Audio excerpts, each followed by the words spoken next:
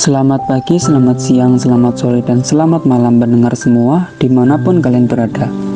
Perkenalkan, nama saya Muhammad Imam Ngasim dari Fakultas Pertanian Universitas Brawijaya, Program Studi Agroekoteknologi kelas H tahun 2020 dengan NIM akhir 240. Pada kesempatan kali ini, saya akan menyampaikan hasil review jurnal yang berjudul Soil Quality Attributes and Their Role in Sustainable Agriculture, a Review.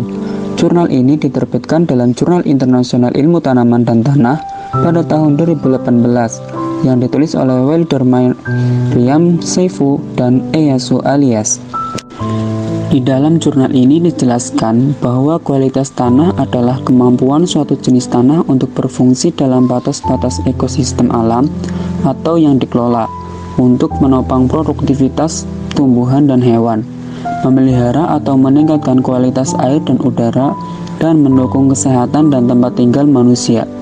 Konsep yang tertanam dalam definisi ini adalah kapasitas tanah untuk menjalankan fungsi ekologis yang mendukung komunitas darat, termasuk agroekosistem dan manusia, menahan erosi, dan mengurangi dampak negatif pada sumber daya udara dan air, terkait dengan kesesuaian tanah untuk menjalankan ekosistem tertentu.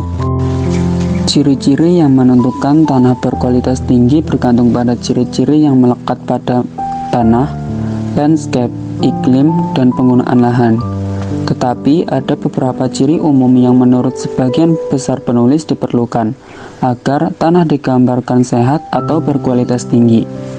Tanah berkualitas dianggap tinggi bahan organik dan aktivitas biologis, gembur dengan agregat stabil, mudah ditembus oleh akar tanaman, mudah disusupi air daripada mengalir ke permukaan, dan rendah gulma serta tekanan penyakit. Tanah yang berkualitas akan menghasilkan tanaman yang sehat dalam jangka panjang tanpa meningkatkan tingkat input. Hal ini akan mampu mengontrol aliran air dan akan menyaring serta menurunkan kontaminan lingkungan potensial. Tanah yang sehat dilindungi dari perubahan suhu, kelembaban, dan kondisi lingkungan lainnya.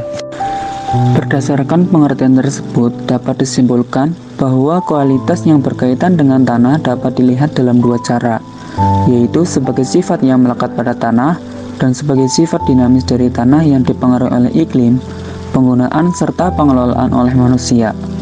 Sehubung dengan sifat yang melekat, hal ini terbentuk dari hasil faktor pembentukan tanah, yaitu iklim, topografi, vegetasi, bahan induk, dan waktu. Oleh karena itu, setiap tanah memiliki kapasitas bawaan.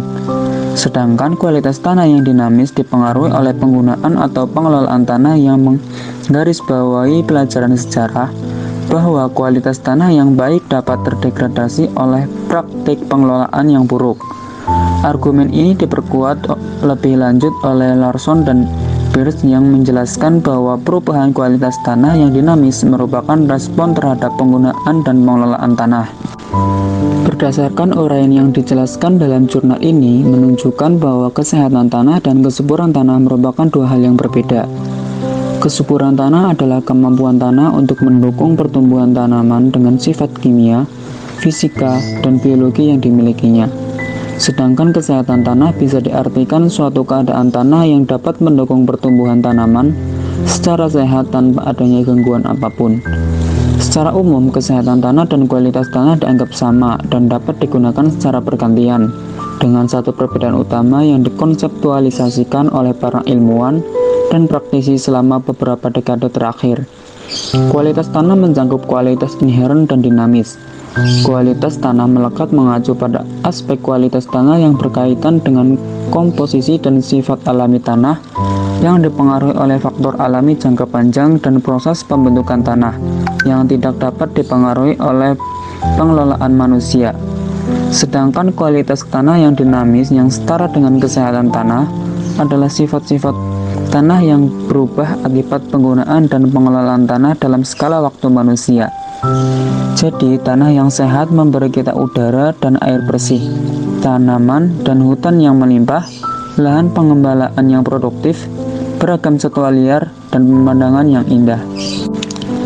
Tanah memiliki sifat kimia, biologi, dan fisik yang berinteraksi secara kompleks untuk memberikan tanah berkualitas atau kapasitasnya untuk berfungsi. Dengan demikian, kualitas tanah dan berbagai fungsi ekosistem tanah tidak dapat diukur secara langsung, tetapi harus disimpulkan dari pengukuran perubahan atribut atau indikator ekosistemnya, yaitu sifat tanah yang mudah diukur untuk menentukan status tanah. Indikator adalah representasi yang mengkomunikasikan informasi yang benar dan relevan dengan cepat dan mudah kepada orang-orang yang belum tentu ahli di bidangnya. Beberapa peneliti telah mengamati serangkaian indikator kunci yang berbeda untuk menilai kualitas tanah, tergantung pada jenis tanah dan variasi lainnya. Integrasi indikator kualitas tanah dan evaluasi ilmiah oleh petani dilaporkan oleh Mayrura et al.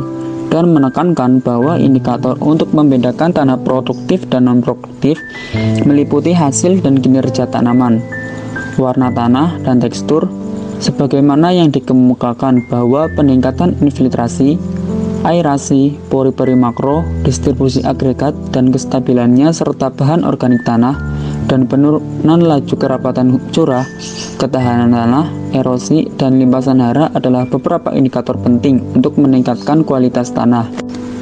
Jurnal ini menjelaskan banyak indikator kualitas tanah, mulai dari indikator fisik, kimia, maupun biologi. Indikator fisik berupa tekstur, kedalaman tanah dan perakaran, infiltrasi dan kepadatan curah, kapasitas menahan air. Sedangkan indikator kimia berupa pH kandungan bahan organik atau OM, konduktivitas listrik, dan kandungan unsur hara dalam tanah. Untuk indikator biologi sendiri berupa biomassa, mikroba tanah, dan respirasi tanah. Nah, untuk lebih jelas bagaimana peranan dan fungsi masing-masing indikator tersebut, Anda bisa membacanya secara langsung dalam jurnal ini. Mungkin itu saja penjelasan saya pada pertemuan kali ini. Semoga bermanfaat.